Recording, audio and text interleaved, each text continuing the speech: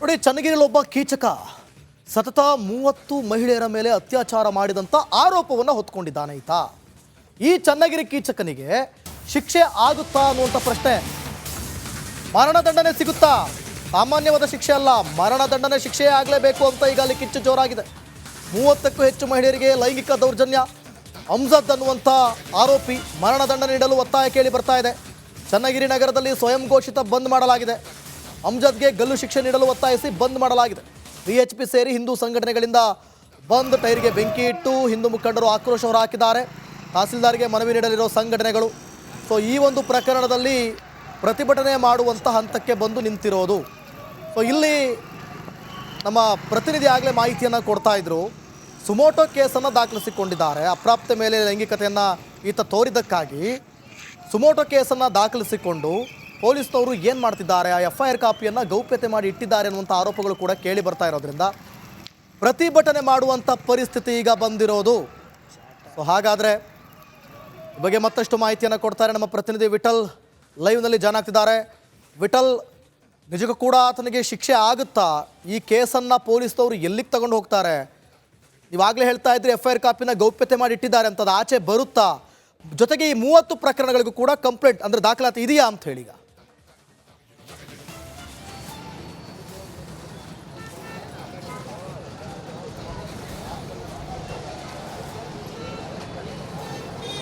ದಿವಿತ್ ಏನಂತಂದರೆ 30 ಜನರ ಮೇಲೆ ಆಗಿರುವಂತಹ ಏನು ಆ ಲೈಂಗಿಕ ಒಂದು ಚಟುವಟಿಕೆಗೆ ಸಂಬಂಧಪಟ್ಟಂತೆ ಯಾವುದೇ ದೂರು ಇಲ್ಲಿವರೆಗೂ ಸಹ ದಾಖಲಾಗಿರುವಂಥ ಆಗಿಲ್ಲ. ಅದರ ಜೊತೆಗೇನು ಆ ಅಪ್ರಾಪ್ತ ಬಾಲಿಕೆಯ ಮೇಲೆ ಏನು ಆಗಿರುವಂತಹ ಅತ್ಯಾಚಾರದ ಕುರಿತಾಗಿ ಒಂದು ಪೋಕ್ಸೋ ಪ್ರಕರಣವನ್ನು ಸುಮೋಟೋ ಆಗಿ ಕೇಸನ್ನು ದಾಖಲೆ ಮಾಡಿಕೊಂಡಿದ್ದಾರೆ. ಸೊ ಆ ವಿಚಾರದಲ್ಲಿ ಈಗಾಗಲೇ ಏನು ಆ ಆರೋಪಿ ಅಮ್ಜದ್ನನ್ನು ಬಂಧನ ಮಾಡಿರುವಂಥದ್ದು. ಸೊ ಆ ಅಮ್ಜದ್ಗೆ ಏನು ಯಾವುದೇ ವಕೀಲರು ಯಾರೂ ಸಹ ಆತನ ಪರವಾಗಿ ಏನು ಒಂದು ವಾದ ಮಾಡೋದಾಗಲಿ, ಜಾಮೀನಿಗೆ ಪ್ರಯತ್ನ ಮಾಡೋದಾಗಲಿ ಯಾವುದನ್ನು ಮಾಡಬಾರ್ದು ಅನ್ನುವಂಥ ಒಂದು ಒತ್ತಡ, ಅದರ ಜೊತೆಗೆ ಏನು ಮುಂದಿನ ದಿನಮಾನಗಳಲ್ಲಿ ಇಂಥ ಘಟನೆಗಳು ಮರುಕಳಿಸಬಾರ್ದು ಅನ್ನುವಂಥ ಒಂದು ಉದ್ದೇಶದಿಂದ ಏನು ಇವತ್ತು ಆ ಚನ್ನಗಿರಿಗೆ ಬಂದ್ ಕರೆಯನ್ನು ಸಹ ಕೊಟ್ಟಿರುವಂಥದ್ದು. ಅದರ ಜೊತೆಗೇನು ಆ FIR ಅನ್ನು ಸಹ ಗೌಪ್ಯ ಮಾಡಿ ಇಟ್ಟಿದ್ದಾರೆ ಅನ್ನುವಂಥದ್ದು ಏನು ಸಿಗದೇ ಇರುವಂತೆ ಮಾಡಿರೋದು ಸಹ ಸಾಕಷ್ಟು ಅನುಮಾನಗಳಕ್ಕೂ ಸಹ ಕಾರಣ ಆಗಿರುವಂಥದ್ದು. ಏನು ಈ ಕುರಿತಾಗಿ ಪೊಲೀಸ್ ಇಲಾಖೆಯಿಂದ ಯಾವ ಒಂದು ಪ್ರತಿಕ್ರಿಯೆ ಕೊಡ್ತಾರೆ ಅನ್ನೋದು ಸಹ ಈಗ ಸದ್ಯಕ್ಕೆ ಕುತೂಹಲ ಮೂಡಿಸುವಂಥದ್ದು. ದಿವಿತ್, ಓಕೆ, ಈಗ ಹಾಗಾದರೆ ಅವರಿಗೆ ಮರಣದಂಡನೆ ಶಿಕ್ಷೆ ಆಗುತ್ತಾ? ಇದನ್ನು ಪ್ರತಿಭಟನೆ ಮಾಡಬೇಕಾ ಅಂತ ನನ್ನ ಪ್ರಶ್ನೆ. ಇದನ್ನು ಪ್ರತಿಭಟನೆ ಮಾಡಬೇಕಿತ್ತ? ಇಷ್ಟೊಂದೆಲ್ಲ ಈಗಾಗಲೇ ಗೊತ್ತಾಗಿದೆ. ಜೊತೆಗೆ ಆತ ಮೆಡಿಕಲ್ ಶಾಪ್ನಲ್ಲಿ ಕೆಲಸ ಮಾಡ್ತಿದ್ದ, ಬಂದು ಮೆಡಿಕಲ್ ಶಾಪ್ ಬರುವಂಥ ಹುಡುಗಿರನ್ನ ಟಾರ್ಗೆಟ್ ಮಾಡ್ತಿದ್ದ, ಆ ವಿಡಿಯೋಗಳನ್ನ ಆತ ಇಟ್ಕೊಂಡಿದ್ದ. ಸುಮಾರು 100ಕ್ಕೂ ಅಧಿಕ ವಿಡಿಯೋಗಳಿತ್ತು. ಇದೆಲ್ಲ ಗೊತ್ತಿದ್ರೂ ಕೂಡ, ಇದೆಲ್ಲ ಸಿಕ್ಕಿದ್ರೂ ಕೂಡ ಯಾಕೆ ಸರಿಯಾದ ರೀತಿ ಕ್ರಮವನ್ನು ತೆಗೆದುಕೊಂಡಿಲ್ಲ? ಬೇರೆ ಏನಾದರೂ ಒತ್ತಡ ಇದೆಯಾ? ಆತನ ಹಿಂದೆ ಬೇರೆ ಏನಾದರೂ ಕಾರಣದ ಕೈಗಳು ಇದೆಯಾ? ಶಕ್ತಿ ಇದೆಯಾ? ಬ್ಯಾಕ್ ಬೋನ್ ಅಂತಾರಲ್ಲ, ಆ ಥರದ್ದು ಏನಾದ್ರು ಇದೆಯಾ ವಿಠಲ್?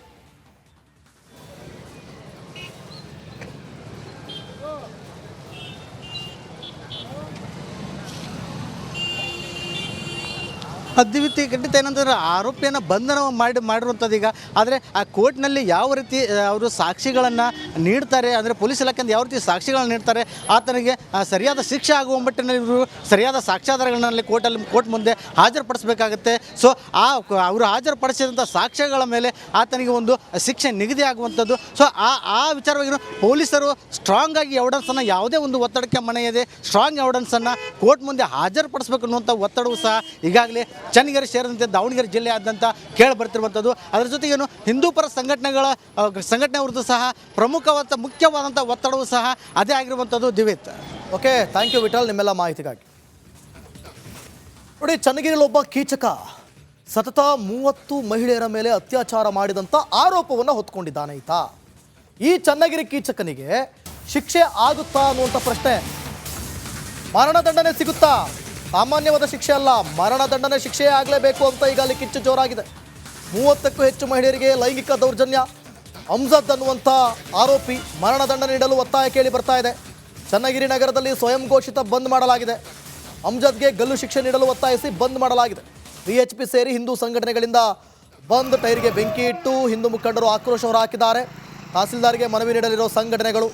ಸೊ ಈ ಒಂದು ಪ್ರಕರಣದಲ್ಲಿ ಪ್ರತಿಭಟನೆ ಮಾಡುವಂಥ ಹಂತಕ್ಕೆ ಬಂದು ನಿಂತಿರೋದು. ಸೊ ಇಲ್ಲಿ ನಮ್ಮ ಪ್ರತಿನಿಧಿ ಆಗಲೇ ಮಾಹಿತಿಯನ್ನು ಕೊಡ್ತಾ ಇದ್ರು. ಸುಮೋಟೋ ಕೇಸನ್ನು ದಾಖಲಿಸಿಕೊಂಡಿದ್ದಾರೆ. ಅಪ್ರಾಪ್ತ ಮೇಲೆ ಲೈಂಗಿಕತೆಯನ್ನು ಈತ ತೋರಿದ್ದಕ್ಕಾಗಿ ಸುಮೋಟೋ ಕೇಸನ್ನು ದಾಖಲಿಸಿಕೊಂಡು ಪೊಲೀಸ್ನವರು ಏನು ಮಾಡ್ತಿದ್ದಾರೆ, ಆ FIR ಕಾಪಿಯನ್ನು ಗೌಪ್ಯತೆ ಮಾಡಿ ಇಟ್ಟಿದ್ದಾರೆ ಅನ್ನುವಂಥ ಆರೋಪಗಳು ಕೂಡ ಕೇಳಿ ಬರ್ತಾ ಇರೋದ್ರಿಂದ ಪ್ರತಿಭಟನೆ ಮಾಡುವಂಥ ಪರಿಸ್ಥಿತಿ ಈಗ ಬಂದಿರೋದು.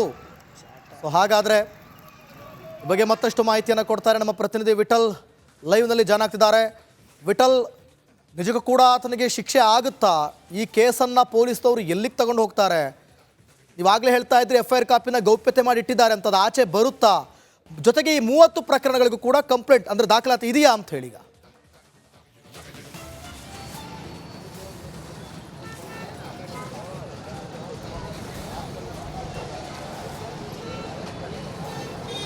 ದಿವಿತ್ ಏನಂತಂದರೆ 30 ಜನರ ಮೇಲೆ ಆಗಿರುವಂತಹ ಏನು ಆ ಲೈಂಗಿಕ ಒಂದು ಚಟುವಟಿಕೆಗೆ ಸಂಬಂಧಪಟ್ಟಂತೆ ಯಾವುದೇ ದೂರು ಇಲ್ಲಿವರೆಗೂ ಸಹ ದಾಖಲಾಗಿರುವಂಥ ಆಗಿಲ್ಲ. ಅದರ ಜೊತೆಗೇನು ಆ ಅಪ್ರಾಪ್ತ ಬಾಲಿಕೆಯ ಮೇಲೆ ಏನು ಆಗಿರುವಂತಹ ಅತ್ಯಾಚಾರದ ಕುರಿತಾಗಿ ಒಂದು ಪೋಕ್ಸೋ ಪ್ರಕರಣವನ್ನು ಸುಮೋಟೋ ಆಗಿ ಕೇಸನ್ನು ದಾಖಲೆ ಮಾಡಿಕೊಂಡಿದ್ದಾರೆ. ಸೊ ಆ ವಿಚಾರದಲ್ಲಿ ಈಗಾಗಲೇ ಏನು ಆ ಆರೋಪಿ ಅಮ್ಜದ್ನನ್ನು ಬಂಧನ ಮಾಡಿರುವಂಥದ್ದು. ಸೊ ಆ ಅಮ್ಜದ್ಗೆ ಏನು ಯಾವುದೇ ವಕೀಲರು ಯಾರೂ ಸಹ ಆತನ ಪರವಾಗಿ ಏನು ಒಂದು ವಾದ ಮಾಡೋದಾಗಲಿ, ಜಾಮೀನಿಗೆ ಪ್ರಯತ್ನ ಮಾಡೋದಾಗಲಿ ಯಾವುದನ್ನು ಮಾಡಬಾರ್ದು ಅನ್ನುವಂಥ ಒಂದು ಒತ್ತಡ, ಅದರ ಜೊತೆಗೆ ಏನು ಮುಂದಿನ ದಿನಮಾನಗಳಲ್ಲಿ ಇಂಥ ಘಟನೆಗಳು ಮರುಕಳಿಸಬಾರ್ದು ಅನ್ನುವಂಥ ಒಂದು ಉದ್ದೇಶದಿಂದ ಏನು ಇವತ್ತು ಆ ಚನ್ನಗಿರಿಗೆ ಬಂದ್ ಕರೆಯನ್ನು ಸಹ ಕೊಟ್ಟಿರುವಂಥದ್ದು. ಅದರ ಜೊತೆಗೇನು ಆ FIR ಅನ್ನು ಸಹ ಗೌಪ್ಯ ಮಾಡಿ ಇಟ್ಟಿದ್ದಾರೆ ಅನ್ನುವಂಥ ಒಂದು ಏನು ಸಿಗದೇ ಇರುವಂತೆ ಮಾಡಿರೋದು ಸಹ ಸಾಕಷ್ಟು ಅನುಮಾನಗಳಕ್ಕೂ ಸಹ ಕಾರಣ ಆಗಿರುವಂಥದ್ದು. ಏನು ಈ ಕುರಿತಾಗಿ ಪೊಲೀಸ್ ಇಲಾಖೆಯಿಂದ ಯಾವ ಒಂದು ಪ್ರತಿಕ್ರಿಯೆ ಕೊಡ್ತಾರೆ ಅನ್ನೋದು ಸಹ ಈಗ ಸದ್ಯಕ್ಕೆ ಕುತೂಹಲ ಮೂಡಿಸುವಂಥದ್ದು. ದಿವಿತ್, ಓಕೆ, ಈಗ ಹಾಗಾದರೆ ಅವರಿಗೆ ಮರಣದಂಡನೆ ಶಿಕ್ಷೆ ಆಗುತ್ತಾ? ಇದನ್ನು ಪ್ರತಿಭಟನೆ ಮಾಡಬೇಕಾ ಅಂತ ನನ್ನ ಪ್ರಶ್ನೆ. ಇದನ್ನು ಪ್ರತಿಭಟನೆ ಮಾಡಬೇಕಿತ್ತ? ಇಷ್ಟೊಂದೆಲ್ಲ ಈಗಾಗಲೇ ಗೊತ್ತಾಗಿದೆ. ಜೊತೆಗೆ ಆತ ಮೆಡಿಕಲ್ ಶಾಪ್ನಲ್ಲಿ ಕೆಲಸ ಮಾಡ್ತಿದ್ದ, ಬಂದು ಮೆಡಿಕಲ್ ಶಾಪ್ ಬರುವಂಥ ಹುಡುಗಿರನ್ನ ಟಾರ್ಗೆಟ್ ಮಾಡ್ತಿದ್ದ, ಆ ವಿಡಿಯೋಗಳನ್ನ ಆತ ಇಟ್ಕೊಂಡಿದ್ದ. ಸುಮಾರು 100ಕ್ಕೂ ಅಧಿಕ ವಿಡಿಯೋಗಳಿತ್ತು. ಇದೆಲ್ಲ ಗೊತ್ತಿದ್ರೂ ಕೂಡ, ಇದೆಲ್ಲ ಸಿಕ್ಕಿದ್ರೂ ಕೂಡ ಯಾಕೆ ಸರಿಯಾದ ರೀತಿ ಕ್ರಮವನ್ನು ತೆಗೆದುಕೊಂಡಿಲ್ಲ? ಬೇರೆ ಏನಾದರೂ ಒತ್ತಡ ಇದೆಯಾ? ಆತನ ಹಿಂದೆ ಬೇರೆ ಏನಾದರೂ ಕಾರಣದ ಕೈಗಳು ಇದೆಯಾ? ಶಕ್ತಿ ಇದೆಯಾ? ಬ್ಯಾಕ್ ಬೋನ್ ಅಂತಾರಲ್ಲ, ಆ ಥರದ್ದು ಏನಾದ್ರು ಇದೆಯಾ ವಿಠಲ್?